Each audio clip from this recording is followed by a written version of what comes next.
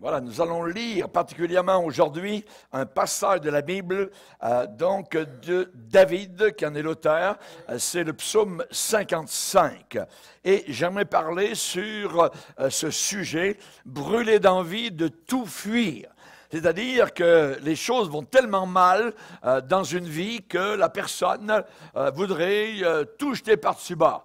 Donc, nous allons voir ce sujet, évidemment, qui nous touche, tous plus ou moins, et aussi des personnes qui peut-être sont en train de penser comme cela. Alors, nous allons lire dans le psaume 55 à partir du premier verset. Psaume 55, c'est David, donc, qui l'a écrit. Et il parle au Seigneur et il dit, « Ô Dieu, prête l'oreille à ma prière et ne te dérobe pas à mes supplications. Écoute-moi et réponds-moi.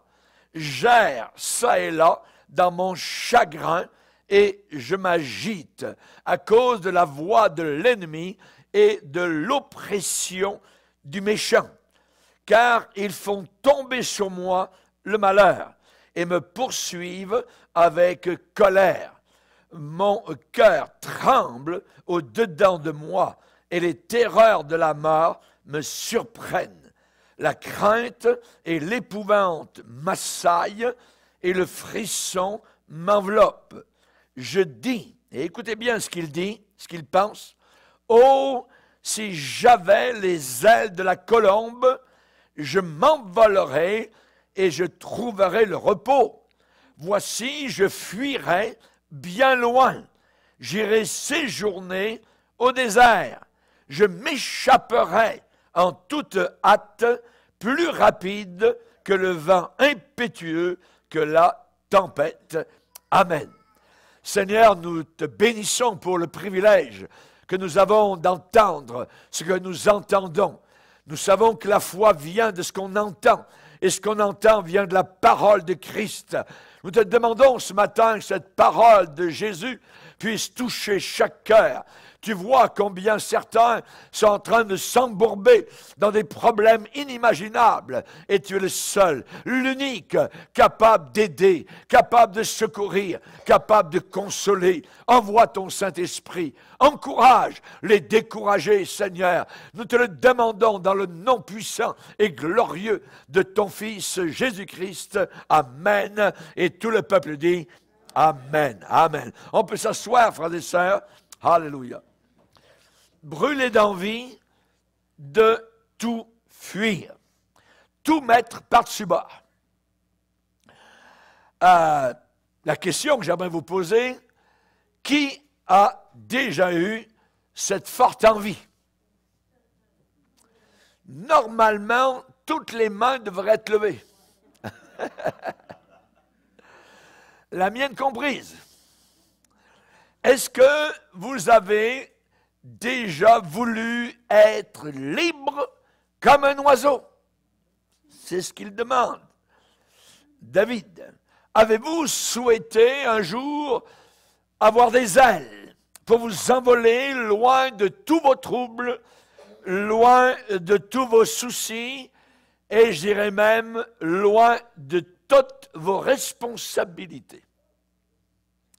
David l'a déjà voulu. C'est arrivé dans son cœur et dans sa vie. C'était un homme bon, mais il était encerclé de grands troubles. Il était comme englouti, comme noyé dans des difficultés inimaginables. Et il a voulu, comme plusieurs, donc jeter non seulement l'eau du bain, mais le bébé avec. Et David semblait ne plus pouvoir en supporter. Assez, c'est assez, enough is enough, et il semblait ne plus pouvoir en avaler ni en prendre. Alors il a crié un jour, il a déversé son cœur vers le Seigneur, et il est très honnête, David. « Oh, si j'avais les ailes de la colombe, je m'envolerais. Voici, je fuirai bien loin, je trouverai du repos. j'irai séjourner au désert, là où personne ne pourrait m'enquiquiner. Je m'échapperai en toute hâte, plus rapide que le vent impétueux, que la tempête. Donc pour David, ses émotions avaient pris le haut du pavé et il a cru et il a décidé que la seule solution, c'était de tout fuir, de tout lâcher, de s'évader et de partir au loin. Il a été comme saisi d'une fantaisie, d'une irrésistible, qui semblait pourtant si réelle, donc s'en aller. La force dominante dans sa vie à ce moment-là, c'était de désirer, de brûler d'envie, d'échapper et de fuir. Brûler d'envie, de tout fuir. C'est très facile pour nous de nous identifier à David. Parfois, nous avons les mêmes émotions. Nous nous retrouvons dans le psaume 55.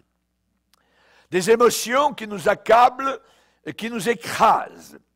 Nous aussi, nous cherchons, comme David l'a cherché, une porte de sortie. Dans notre condition d'agitation, nous pensons que fuir, c'est la seule solution. C'est vrai, on peut vivre du mécontentement, on peut vivre un épuisement, un burn-out, un écœurement, même une injustice flagrante, ou alors même d'autres sentiments. On peut avoir un passé derrière nous, impitoyable, qui nous attaque. On peut avoir un présent très ennuyant, monotone, triste. Et on peut avoir un futur très incertain. Alors c'est peut-être un peu trop à prendre, à avaler, à un certain moment donné. Et j'aimerais vous dire que la marée, lorsqu'elle descend, ce genre de marée descendante, depuis l'enthousiasme humain, lorsqu'elle descend, elle ne laisse derrière elle qu'un rivage plat, plein de boue, sale, un gâchis. Et alors, dans ce gâchis, soudain va se réveiller un géant. Un géant va se lever, une sorte de Goliath, quelqu'un qui veut se débarrasser, abandonner, lâcher, tout quitter, en finir. Fuir. Ce géant, c'est quelqu'un qui cherche une porte de sortie, une façon, une manière de s'échapper. David a dit, je m'échapperai en toute hâte, vite, vite. Si j'avais les ailes de la colombe, je fuirais bien loin.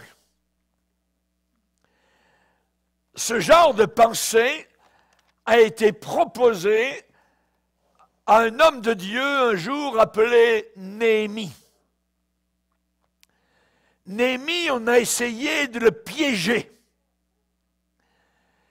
Et on l'a piégé avec des choses religieuses, avec une fausse prophétie.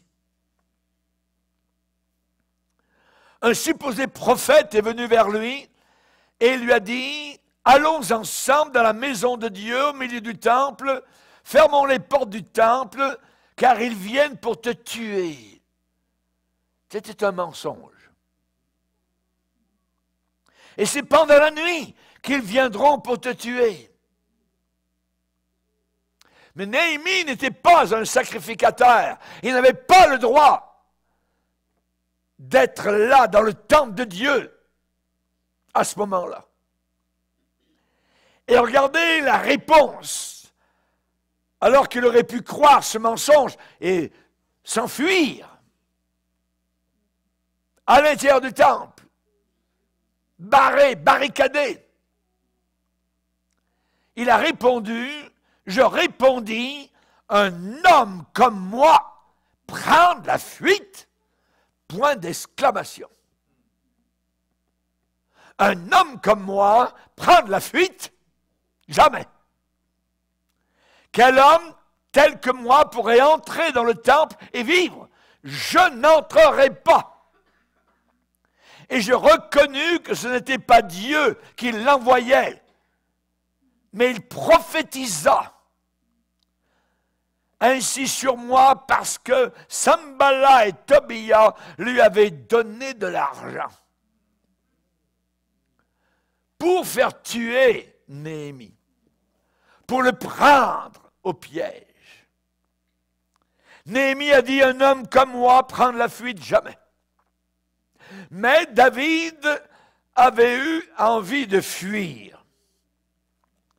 Il y a d'autres personnages bibliques qui, eux aussi, brûlèrent d'envie de tout fuir, de s'échapper, de s'évader de leur responsabilité. Job, par exemple, a eu cette même pensée. Il a cherché une porte de sortie. Et Job est descendu, il est descendu très très bas les escaliers de la cave. Et il a posé des questions à Dieu. Pourquoi ne suis-je pas mort dans le ventre de ma mère? Pourquoi n'ai-je pas expiré au sortir de ses entrailles? Pourquoi ai-je trouvé des genoux pour me recevoir et des mamelles pour m'allaiter?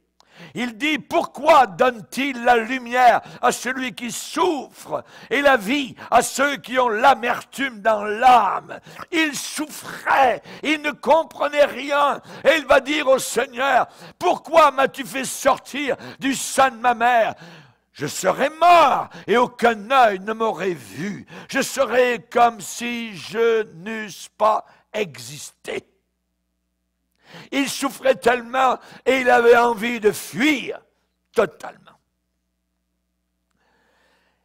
Il est arrivé, Job, à l'endroit, au lieu où il a déclaré « Mon âme est fatiguée de vivre. » Weary of life. On sait que le Seigneur a apporté une solution à cette envie de fuir. Et à la fin du livre de Job, nous voyons que Dieu, qui a vu tout cela, lui a donné le double de ce qu'il avait perdu en début du livre. Caïn est un autre qui a voulu fuir. Et la Bible dit, Caïn s'éloigna de la face de l'Éternel et il habita dans la terre de Nod, à l'est d'Éden. À l'est d'Éden, c'est la mort. Le pays de Nod, c'est le pays loin de Dieu, où la bénédiction de Dieu n'existe pas, où la rébellion est reine. Caïn ne s'est jamais repenti, mais il s'est éloigné. Il aurait pu revenir vers Dieu, il aurait pu se repentir. Il ne l'a jamais fait.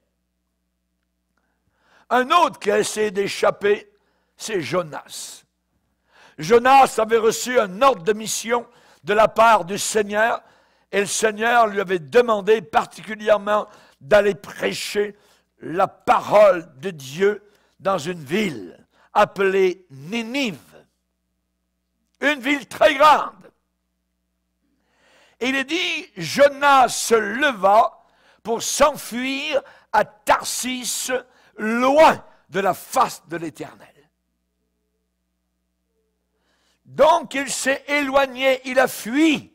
Il n'a pas voulu apporter la parole de Dieu là où Dieu lui demandait.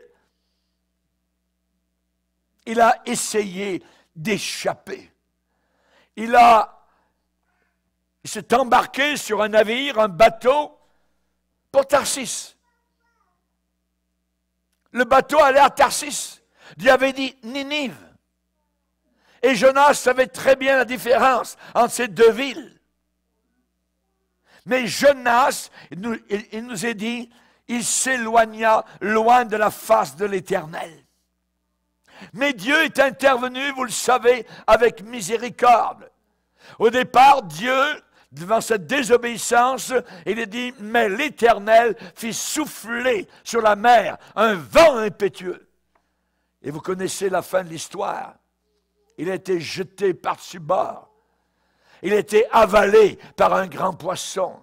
Il a été vomi par ce grand poisson. Et il a finalement entendu le Seigneur lui parler. Et la Bible dit, la parole de l'Éternel fut adressée à Jonas une deuxième fois. Une deuxième fois. Et Dieu lui a répété le même ordre de mission. Lève-toi, va à Ninive, la grande ville, et proclame-y la publication que je t'ordonne. Dieu lui a donné une deuxième chance. Il a voulu fuir. Il ne voulait pas obéir. Et Dieu l'a vu dans toute sa désobéissance. Et à la fin, il a reconnu la main de Dieu. Et finalement, il a obéi à ce que Dieu lui demandait. Heureusement que nous avons les deuxièmes fois où Dieu nous parle. Quand nous avons voulu fuir la première fois. Il nous est arrivé un paquet de difficultés, de troubles, de tempêtes. On a été avalé par toutes sortes d'animaux. On a été, je dirais, dans le suc gastrique, dans le ventre, je dirais, de toutes sortes de situations. Finalement, pour être vomi, pour être rejeté sur le bord de quelques rivages, et pour finalement entendre le Seigneur nous répéter la même chose qu'il nous avait dit la première fois. Adam et Ève ont voulu fuir. L'homme et la femme se cachèrent loin de la face de l'Éternel Dieu, au milieu des arbres du jardin. Résultat, ils ont été chassés d'Éden. Mais Dieu, dans sa bonté, a fait pour eux des vêtements de peau, a tué des animaux, les a saignés. Donc, sacrifice par le sang. Le seul moyen où maintenant Dieu pouvait les approcher, c'est à cause du sang qui avait été versé. Et aujourd'hui, le seul moyen par lequel nous pouvons approcher Dieu, où Dieu peut s'approcher de nous, c'est à cause du sang de l'agneau qui a été versé à la croix du Calvaire. Merci Seigneur. Nous avons essayé de nous coudre toutes sortes de vêtements pour essayer de parer à notre nudité. Rien n'y a fait. Nous avions besoin de la justice de Christ qui nous recouvre. Ce beau vêtement. Moïse a essayé de fuir, lui aussi. Lorsque, au milieu du désert, avec une assemblée de 3 millions de personnes, imaginez, quand le poids terrible de l'assemblée pesait trop lourdement sur lui, il a prié la plus étrange des prières. Savez-vous ce qu'il a demandé? Il a dit, Seigneur, pourquoi affliges-tu ton serviteur? Pourquoi n'ai-je pas trouvé grâce à tes yeux? Et que tu aies mis sur moi la charge de tout ce peuple? Est-ce que c'est moi qui ai conçu ce peuple? Est-ce que c'est moi qui l'ai enfanté? Où prendrais-je de la viande pour donner à tout ce peuple? Car ils pleurent auprès de moi en disant, donne-nous de la viande à manger. Je ne puis pas à moi seul porter tout ce peuple parce qu'il est trop pesant pour moi. Plutôt que de me traiter ainsi, s'il te plaît, tue-moi. Tue-moi. Si j'ai trouvé grâce à tes yeux et que je ne vois pas mon malheur. Moïse demande à Dieu de le tuer. Il voulait tout fuir, tout abandonner. C'était trop. Too much. Et Dieu a répondu, il lui a dit, tu vas choisir 70 hommes parmi les plus sages du peuple et ils vont t'aider dans la collaboration avec l'œuvre. Et c'est la réponse que Dieu a donnée à Moïse. Élie, ce grand homme de Dieu, après avoir prié le Seigneur de montrer la différence entre les idoles et lui, le Seigneur, El Shaddai, l'Éternel, et le feu est tombé sur son sacrifice. Et les autres, eh bien, ils se sont fait des incisions sur la peau, ils se sont marqués, ils ont crié, ils ont sauté, ils ont fait tous les temps, et aucune réponse. Et la courte prière du prophète Élie, voilà que le feu d'en haut tombe. Et il avait dit, le Dieu qui répondra par le feu sera le vrai Dieu. Et le vrai Dieu a répondu. Et il y a vu la gloire de Dieu. Et lorsque la reine du pays, Jézabel, a entendu parler de cela, elle a dit, dans 24 heures, la tête de cet homme ne sera plus sur ses épaules. Élie a commencé à courir, à fuir.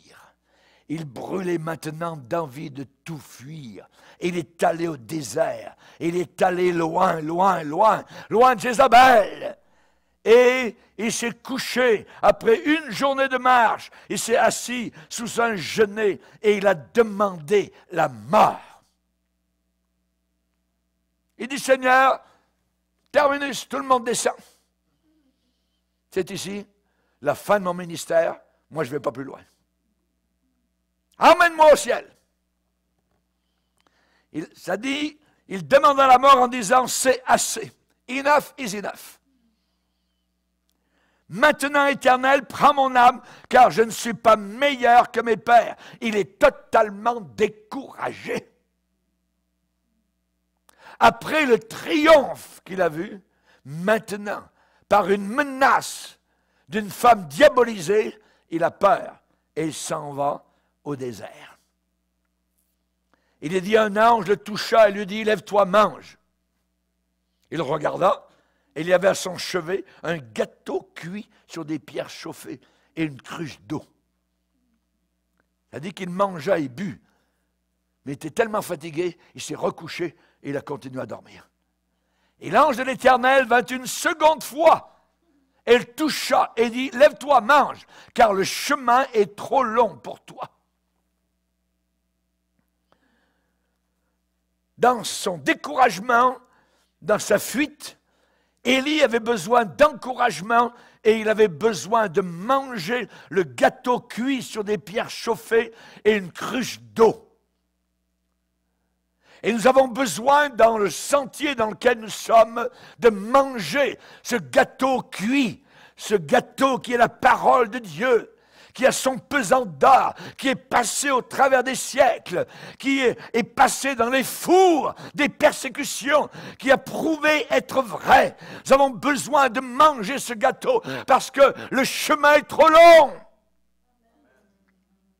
Mais le Seigneur est bon et il nous tient par la main.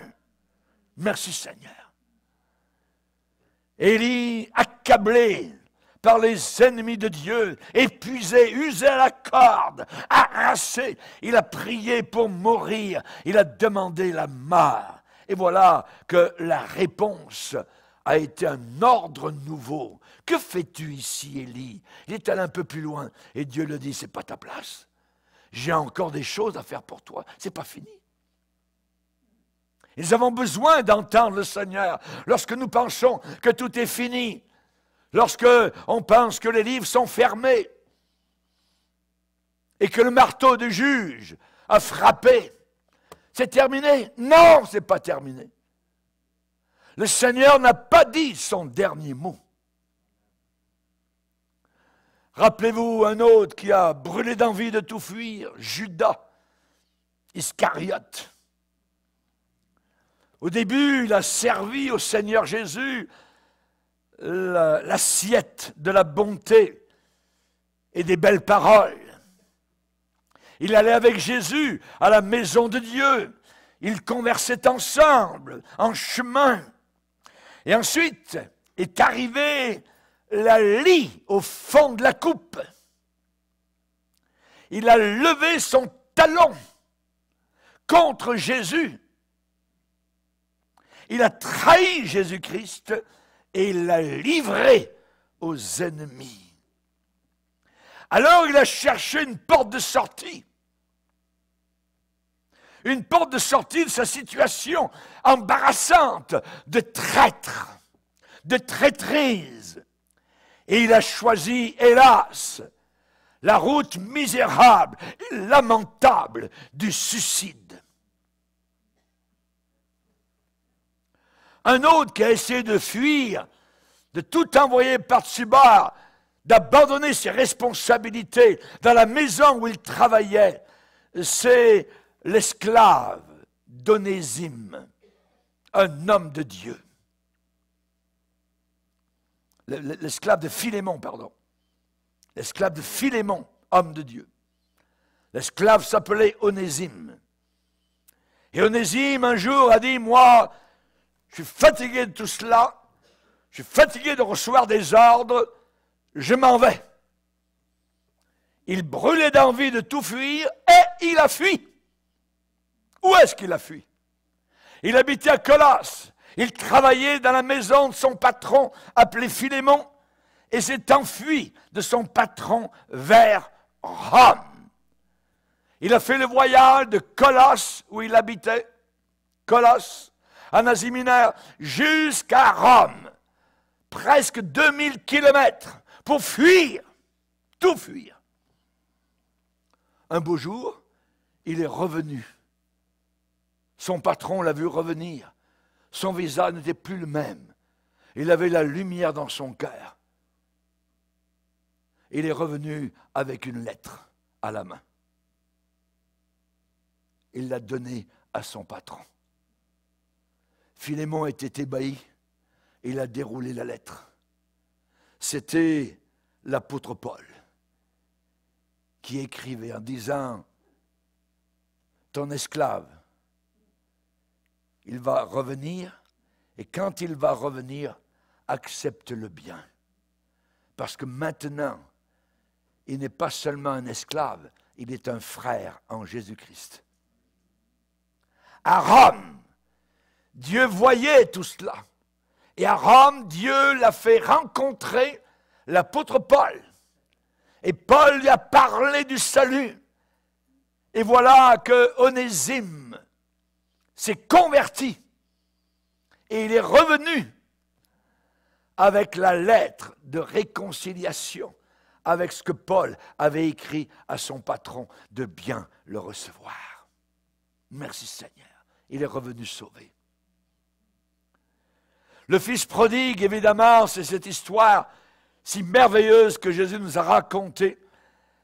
Il est parti de la maison en fuyant, en disant « Donne-moi, Père, la part d'héritage qui me revient. » C'est une insulte totale. En Israël, on attend que le parent meure avant de recevoir un héritage. Mais lui, il a passé par-dessus, il a transgressé, il a péché, il a demandé à son vieux père la part d'héritage. Le vieux père lui a donné et il est parti avec les prostituées, avec l'impudicité. Il est parti loin, loin de la maison du père.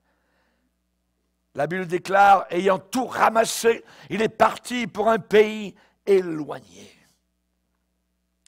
Il a fait la fête. Et dans le monde, il y a une fête, mais cette fête ne dure pas. Il est revenu à la maison et la fête a eu lieu. Une autre fête qui a mis dans le cœur de ce jeune homme une joie qui dure, qui perdure, qui continue jusque dans le ciel. Alléluia.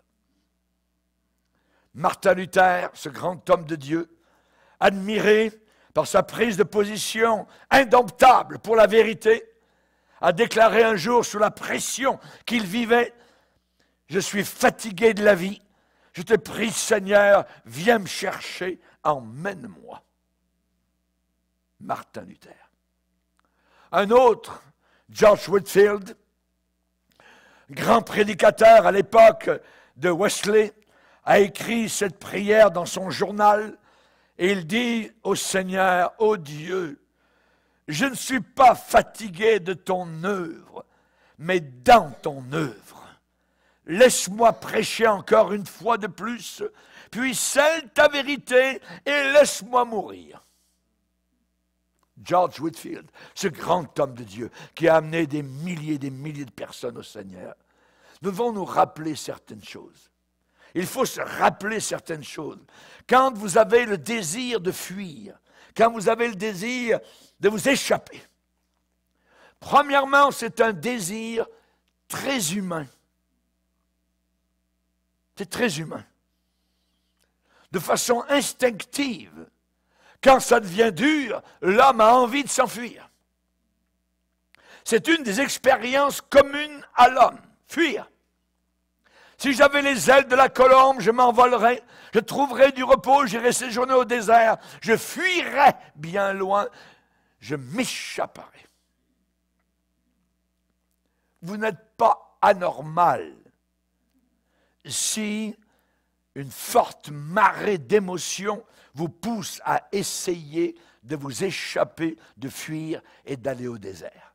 Vous n'êtes pas anormal. Ceux qui n'ont jamais eu de telles idées sont vraiment des exceptions. Des personnes vraiment inhabituelles et particulières. Ne désespérez pas. Si un tel sentiment vient sur vous, parce que vous avez beaucoup de compagnons autour de vous qui ont les mêmes sentiments que peut-être vous avez parfois. La Bible déclare qu'il n'y a aucune tentation qui nous est survenue qui n'ait été humaine. Mais Dieu, qui est fidèle, ne permettra pas que vous soyez tentés, éprouvés au-delà de vos forces. Mais avec l'épreuve, avec la tentation de tout fuir, il préparera aussi le moyen d'en sortir. Alléluia. Dieu connaît le breaking point.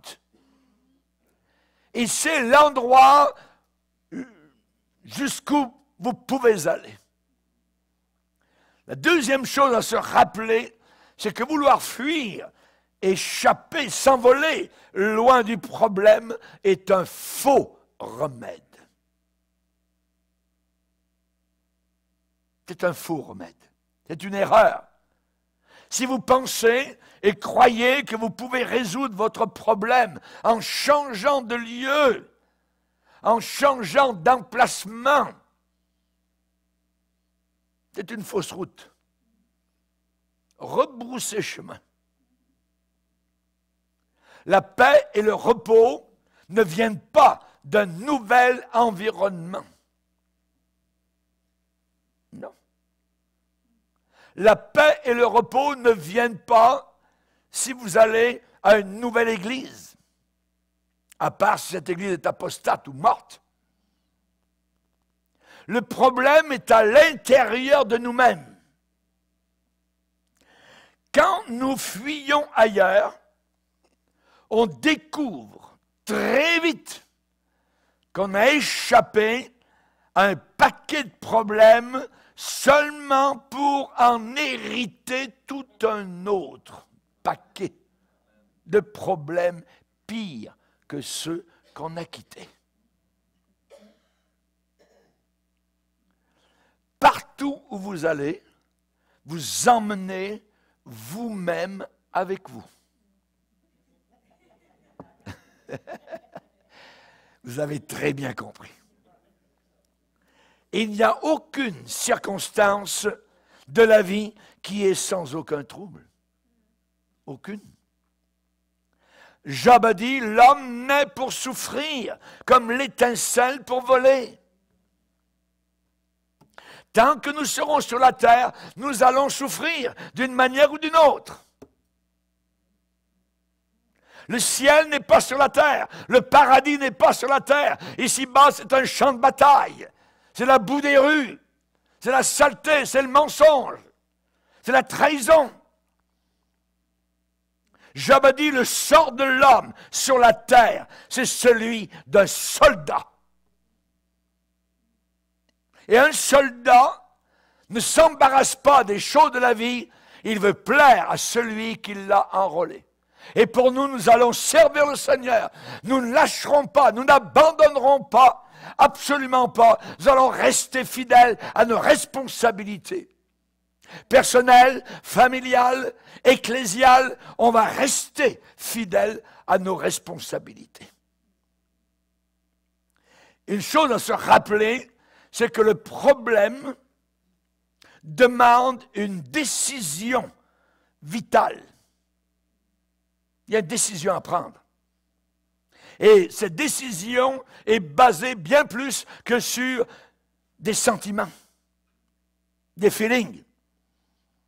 Est-ce que je vais courir loin de mes troubles? Est-ce que je vais m'enfuir loin de mes troubles? Ou bien vais-je y faire face? Voilà la question primordiale. Est-ce que les pâturages sont plus verts de l'autre côté de la barrière? Rappelez-vous, ceux qui ont connu cette histoire, la chèvre de Monsieur Seguin.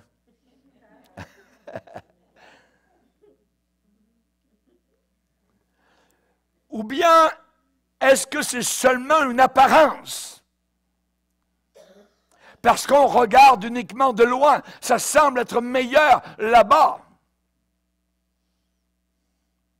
La victoire ne vient pas sur les talons de la fuite. S'échapper, s'envoler. La victoire vient seulement et uniquement sur les ailes de la prière persévérante et fervente. La prière du juste a une grande efficacité. David a voulu s'enfuir. C'était son désir dans le psaume 55. Mais la Bible dit résister au diable. C'est le point faible que Satan a quand on lui résiste. C'est sa fissure dans son armure. Il faut lui résister. Pas parler avec lui, discutailler de blabla. Ça fait des millénaires qu'ils discutent avec les gens de la terre. Et ils gagnent tout le temps. Il faut lui résister. Arrière de moi, Satan, a dit le Seigneur Jésus. Résistez au diable et il fuira loin de vous. Même si vous avez un grand désir de vous échapper, de vous envoler, de fuir, avant que David ait fini d'écrire le même psaume 55, toute sa pensée avait changé. Au lieu de s'envoler, au lieu de fuir au désert, il a pris une décision sage. Il a choisi de chercher Dieu diligemment, avec assiduité, avec sérieux, de tout son cœur. Il a dit au verset 17 particulièrement, « Et moi je crie à Dieu, et l'Éternel me sauvera. Le soir, le matin et le midi, je soupire et je gémis, et il entendra ma voix. » Au début du psaume, il désire avoir les ailes de la colombe. Il veut aller dans la cabane au désert, mais au milieu, presque vers la fin du psaume, il dit le soir, le matin, le midi, je prie, je cherche Dieu, je soupire, je gémis, je sais que Dieu va m'entendre. Il faut que celui qui s'approche de Dieu croit que Dieu existe. Dieu existe. Et qu'il est le rémunérateur de ceux qui le cherchent diligemment. Diligemment. Et moi, je crie à Dieu. Et au psaume 9, il a dit l'Éternel est un refuge pour l'opprimé, un refuge au temps de la détresse. Et ceux qui connaissent ton nom se confient en toi, car tu n'abandonnes pas ceux qui te cherchent, ô Éternel. Voilà le conseil qu'il nous accorde. Voilà ce que le Saint-Esprit est en train de te dire aujourd'hui. Psaume 119, tes préceptes sont mes conseillers. Tes préceptes sont mes conseillers. C'est différent, le psychologue est mon conseiller. Non, tes préceptes sont mes conseillers. On l'appellera, Jésus, conseiller. Il a dit à l'église de Laodicée, je te conseille d'acheter de moi. Le problème de Salomon à la fin de sa vie, c'est qu'il ne prenait plus aucun conseil. Il a mis Dieu en colère et il est mort misérablement. Il a donné des très bons conseils qu'il ne pouvait pas garder lui-même à cause de sa rébellion, à cause de son péché. Écoutez le bon conseil du Seigneur pour tous ceux qui brûlent d'envie de tout fuir, de se débarrasser de tout laisser tomber. Remettons ça, il va le dire dans le même psaume 55, verset 23, remettons ça à l'Éternel et il te soutiendra, il ne laissera jamais chanceler le juste. J'aime le mot jamais. Jamais. Nous, quand on dit jamais, moi peut-être ben oui, peut-être non, mais quand Dieu dit jamais, il va le faire. Il ne laissera jamais chanceler le juste. Il ne permettra pas. Déchargez-vous sur lui de tous vos soucis, parce que lui-même prend soin de vous. Il prend soin de moi. Il prend soin de toi en cet instant, et il prendra soin de toi plus tard. Jésus sait très bien jusqu'à quel point une personne peut être découragée, peut être fatiguée. C'est pour ça qu'il a dit, venez à moi, vous tous qui êtes fatigués et chargés. Il faut venir vers lui, pas le dimanche seulement, mais demain, va falloir aller vers lui. Mardi, mercredi, jeudi, tout le temps, on vient vers lui. Venez à moi, vous tous qui êtes fatigués, chargés, je vous donnerai le repos. David avait dit, j'irai au désert, je m'envolerai, je trouverai le repos. Non! Le repos est en Jésus. C'est lui qui donne le repos. C'est lui qui est le prince de la paix. C'est lui qui est le conseiller. C'est lui qui efface nos péchés. C'est lui qui a donné son sang sur la croix. C'est lui qui est amour. C'est lui qui pardonne nos iniquités. Toutes nos iniquités. Le Seigneur connaît. Oh, le Seigneur ne connaît pas. Oui, il connaît. Il connaît tout. Y a-t-il un lieu où il ne peut pas savoir ce qui s'y passe? Il sait absolument tout ce qui s'y passe. Et on voit particulièrement, lorsqu'il parle à toutes les églises de l'Apocalypse, il dit particulièrement, je sais, je connais tes œuvres, je sais que tu ne peux pas supporter les méchants, je sais où tu demeures, je sais que là est le trône de Satan, je connais tes œuvres, ton amour, ta foi, ton fidèle service, ta constance, je sais, je connais tes œuvres, je sais, il sait tout, il est omniscient. Alléluia. Il connaît absolument toutes choses. Il a dit à Moïse devant le buisson ardent, j'ai vu la douleur de mon peuple en Égypte. Je connais leur souffrance. Je sais combien ils souffrent, ils sont esclaves. Alors je vais t'envoyer et tu vas les conduire en dehors de l'esclavage. C'est Jésus, notre Moïse. C'est lui qui nous sort de l'esclavage, du péché. C'est lui qui nous accueille. Alléluia. Quelqu'un un jour a dit, un homme de Dieu, il a parlé au Seigneur et il dit, ô Seigneur, tu nous as fait pour toi et nos âmes sont agitées jusqu'à ce qu'elles se reposent en toi. Jusqu'à ce qu'elles se reposent en toi. Trouvez du repos en lui aujourd'hui. Ésaïe déclare, c'est dans la tranquillité et le repos que sera votre force. C'est dans le calme et la confiance que vous trouverez la victoire. Keep cool. Reste calme. Reste confiant. Où irai-je? Loin de ton esprit. Où fuirai-je? Loin de ta face. Il faut que nous acceptions et que nous recevions ce débordement d'amour du Seigneur Jésus. Suis ses directions. Je te conseillerai. J'aurai le regard sur toi.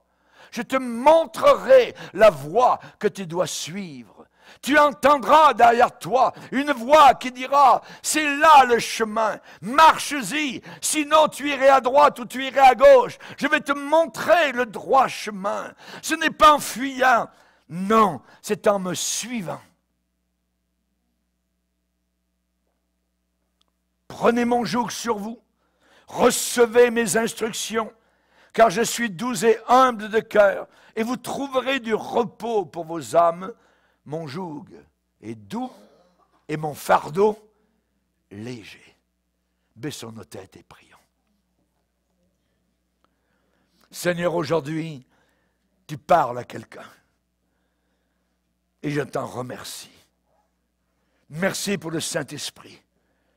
Cette personne qui voulait tout abandonner, cette personne qui voulait fuir, cette personne qui voulait envoyer par-dessus bord toute la Bible, ainsi de suite, l'Église. Seigneur, merci, merci Seigneur, de parler encore aujourd'hui par le Saint-Esprit.